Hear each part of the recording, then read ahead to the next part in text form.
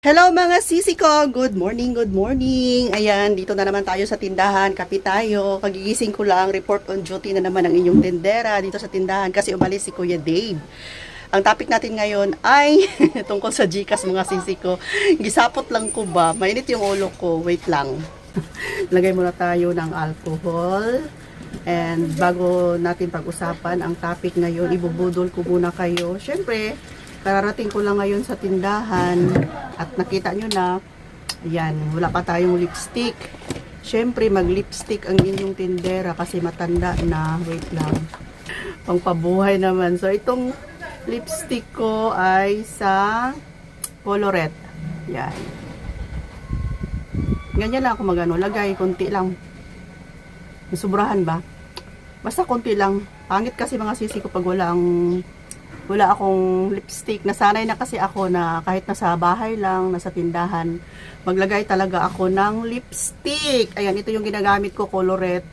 Matagal ko na itong nabili kasi dry lang siya. Ayaw kong makintab. Tapos, syempre, ibubudol ko kayo. Ano bang ginagawa ko ngayon mga sisi ko? Sige lang, manood na kayo. Natawa ako. Wala akong ibang maisip. Ito lang. Ito na yung vlog ko. Pero mamaya natin pag-usapan yung tungkol sa GCash. Ayan, so ito yung aking bagong na-discover CeraVe na moisturizer. 200 plus ito parang 292. Ayan, naglagay na ako ng alcohol sa kamay. Moisturizer. Ito yung ano ko. Morning routine. Araw-araw. Ganito yung ginagawa ni Ate Rose ninyo. Siyempre, moisturizer. Lagay natin yung product. Lahat ng ipapakita ko sa inyo, ilagay kong product. Kasi mga sisi ko, before, hindi ako marunong mag-alaga ng mukha ko. Namamalengke pa ako. Tapos, hindi ako gumagamit ng mga ganito.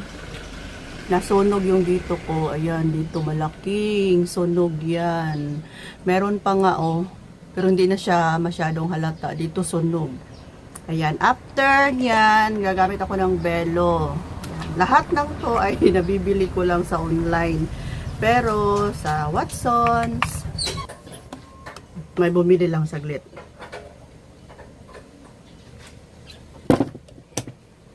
Yan, pagkatapos ng moisturizer, ito siya, sa Watson. Watson pa rin. Hindi ako bumibili kahit saan. Ano talaga, yung mga store talaga nila. Yung isa, yung moisturizer ko sa CeraVe talaga na store. Hindi yung kahit saan lang mga sisi ko. Kasi, mas mabuting sure para maiwasan na makabili ng, hindi tayo makabili pala ng fake. Ayan. Parang skincare na ako nito. Share ko lang sa mga sisi ko yung ginagawa ko Minsan lang kasi ako nagpapakita na ganito yung ginagawa ko. Ayan, may lipstick na ako.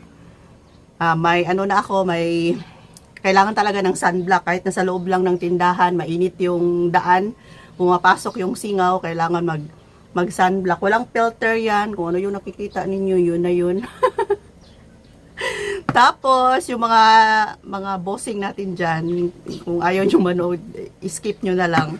Kasi para sa to sa mga girl na mga sisi natin. Pagkatapos ng Belo, ayan, ito yung ginagamit kong polvo. Says Lady number 1. O, diba? Si Ate Rose ninyo. Ito yung ko, hindi lang ako nagpapakita. Doon ako sa likuran. Ngayon lang ako dito sa harapan. Kasi maliwanag. And syempre, nagbablog ako. Pero ito talaga yung araw-araw na ginagawa ko. Pag dito na ako sa tindahan, meron akong mga gamit na ganito sa tindahan. Meron din sa bahay. Pero araw-araw kasi, pag na ako dito sa tindahan, dito na yan lahat nakalagay. Kasi dito yung time ko na maglagay ng mga ganito. Sa bahay, meron yung pang-alis na ganito pa rin. Meron din akong Belo doon sa loob ng bahay na sunscreen. Meron akong pulbo doon, meron na lahat. Ayan. Yan, o diba? Gumanda na ako at isali ang liig, isali. Ganyan, ganito yung mukha ko araw-araw, kahit dito lang sa tindahan. Minsan, yung mag-vlog ako, hindi pa ako ready, kaya hindi ako nagpapakita. Tapos, syempre mga sisi ko, kailangan natin ng ito. Lagay ko to 100 plus lang to 130. Ayan. maglagay ng pabango. Siyempre, maglagay ng pabango. Maglagay daw ng pabango, wag sa skin, sa mga damit-damit lang. Ayan, maraming mapilian. Itong pabango na to, may Johnson's na ganito yung lagayan, pero out of stock, ito lang muna. So, karamihan ng mga product na to, ay isa lang yung binilhan ko. Tapos, mga sisi ko, wala na yan. Okay na. Okay na tayo. Dito sa mukha ko, maglagay ng pulbo. Katatapos ko lang din naglagay ng pulbo. Maglagay ako ng pulbo sa katawan para pawisin kasi ako mga sisi ko. And lotion. Wait lang. Ayan. Pinaka-last, syempre, meron din akong lotion dito sa tindahan na SPF 50. Ayan. Kailangan din natin mag-lotion. 51 na ako mga sisi ko. Kaya inaalagaan ko yung aking skin. Kasi 51 na tayo. Papunta na sa pagka-senior. Kung hindi natin alagaan, kukulubot tayo. So, kailangan ng SPF na lotion. Maraming mapilian. Lagay ko yung product made in Thailand. Ito mga sisi ko kung gusto nyo lang. Maraming mapilian. May pink, red, at orange. Lahat yan ay 50, 50, SPF 50 pala. SPF 50, PA++++. Ayan. Choice nyo yan. Mas mabango ang ito, pink at saka red. So, mura lang to. Galing Thailand, original talaga. Galing Thailand, hindi siya fake. Ayan, ligay ko yung product. Share ko lang sa inyo, mga sisi ko. So, ito yung ating skincare everyday. Tapos sa gabi naman, meron din akong ginagamit. Next na ko na lang ipakita sa inyo. Ayan ako, mga sisi ko. So, nakalagay ito lahat sa tray. Ayan, bit-bit ko lang dito sa harapan para mapakita ako sa inyo yung aking skincare. So, meron pa pala. Meron din ako dito My Choice. At saka ito, isang store to. Isang store lang to. Ito, isang store lang to. Tapos yung iba, ilagay ko na lang din yung nila item kung saan ko nabili. Ayan, isa. Tapos ito din, sunscreen, pwede din siya sa mukha. Ayan, may SPF na siya, 60 plus. Ayan, ganito lang yung kaniyang pag ilagay mo siya. Minsan sa liig ko siya nilalagay. Ayan, ganyan lang. Clear lang siya. Ayan, sunscreen. White lang siya. Hindi siya katulad ng Bello na sunscreen kasi ito ay tinted. Okay? So, medyo mahaba na yung ating yung ating oras sa skincare, mga sisi ko. Kahit na matanda na tayo, alagaan ang katawan. Lalo na ikaw, kung bata ka pa, ayan, mag-effect pa talaga yan. Alagaan natin yung katawan natin kahit nasa tindahan lang tayo. At least maganda tayo. Pag may bibili, mabango tayo, mga sisi ko. Sabon, ilagay ko na din yung sabon ko, Alada. Nag-alada ako ngayon, mga sisi ko, para makuha itong mga spot-spot sa ko. Ayan, mga spot-spot. Ilagay ko yung product. And yun na nga, uminit saglit yung ulo ko kasi may nagpa-Gcash ngayon lang na sabi niya mag-cash out daw siya. Uwi siya saglit kasi wala namang dito. Padalhan lang daw siya. Ipapadala lang sa kanya yung pera. Tapos hiningi niya yung number ko. Tapos umuwi muna siya saglit. Hinintay. Kumuha siya ng sabi ko 1,000 lang yung pang niya. 1,000 lang pala yung i-cash out niya. Ayan, so 1,000 lang yung i-cash out niya. Tapos umuwi siya saglit kasi hinintay niya pa yung confirmation sa kanyang kaibigan na napadala na ba yung pera. And sabi ko, kung may amount ka doon para sa charge, ibigay mo na lang sa akin. Bigyan mo na lang ako para buong 1,000 yung ibigay ko. Tapos mga ilang minutes bumalik. Sabi niya, nag-text na daw yung kakilala niya na dumating na yung pera. And, syempre, tayong mga tindera, isa sa pinaka-requirements, lalong-lalo na sa cash out. Kasi maraming, kahit nakakilala natin, sabihin niyang suki ko na siya, suki na namin siya dito kay Kuya Dave Minyo, nag-cash out na siya.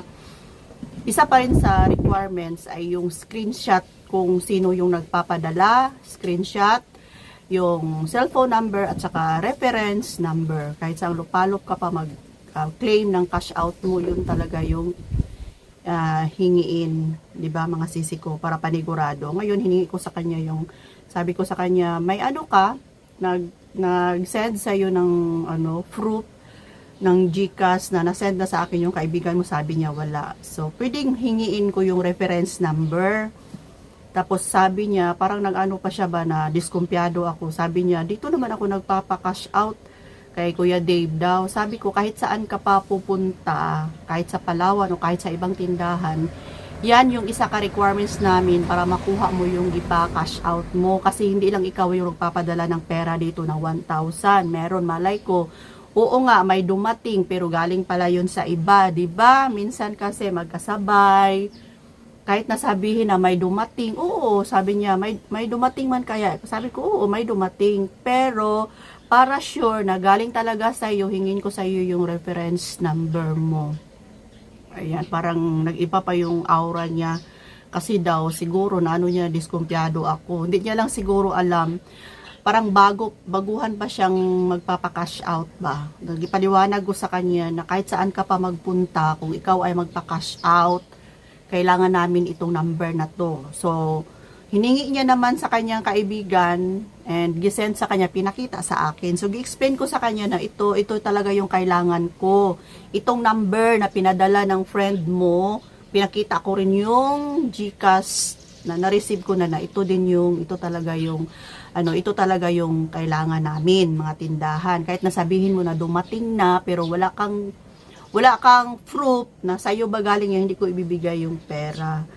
So, yun lang, maano lang tayo sa mga ibang suki na hindi makaintindi ba kung ano yung, akala nila ganyan lang kadali na magbigay ng ng pera. Hindi kasi nila alam yung mga na-experience ng mga tindera na na-scam tayo. Kaya, syempre, sa side natin, maniniguro tayo, lalong-lalo na sa GCash, di ba? Yung mga transaction na ganyan, kailangan talaga ng reference number. So yun lang, parang uminit yung ulo ko. Sabi ko sa sarili ko, susunod kung mag-cash out ka pa, hindi na ako, ayoko sa'yo. Ayoko makipag-transact sa mga taong hindi nakakaintindi. Tapos, di ba, nang wala akong, benta kung ganyan man lang yung ugali. No? Yung sasabihin na parang diskumpiyado daw ako ba, na kasi nung isang araw din kasi nagpa-cash out siya kay Kuya Dave ninyo. Siguro si Kuya Dave, ewan ko lang.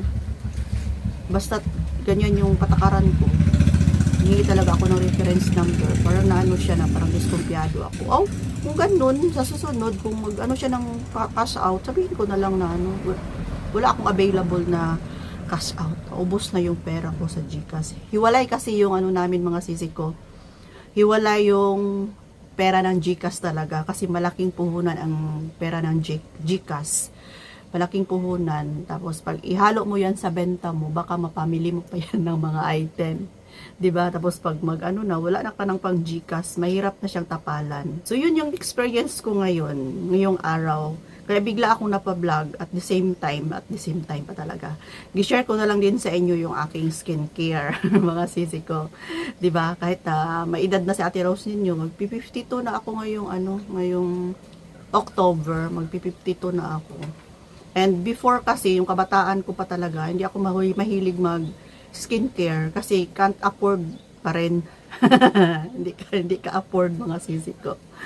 Mahirap mamili ng mga ganito tapos wala tayong saktong kita. Pero ngayon, makabili man ako pero hindi siya sabay-sabay, yung padandahan lang. So may mga stock akong ganito sa loob din ng bahay. Iba din dito sa tindahan kasi kung nandito na ako sa tindahan, hindi na ako papasok doon. May mga gamit na ako. Kung ano yung meron dito, mga ganito ko, mga pulbo, meron din ako sa loob ng bahay. Ito'y ko lang na, nasa tindahan ako every morning pag mag-duty na ako dito, meron na kaagad. Tapos sa bahay naman, pag ako'y aalis, meron na ako doon. Hindi na ako kukuha pa dito sa tindahan, ibalik ko sa loob ng bahay. Okay, so ito lang yung update ko, mga sisi. Kasi para hindi naman kayo magsawa na puro na lang tayo tindahan. Kung ano na yung maisip ko na i-share ko sa inyo. Sa mga mga parcel, merong parating sa susunod pa. Ko lang sa inyo, ipakita ko lang sa susunod na vlog. Okay, so thanks for watching. Alagaan ang ating sarili, lalong-lalo na ang ating kalusugan. Yan ang pinaka-importante. Bye for now, mga sisi ko. Love you all.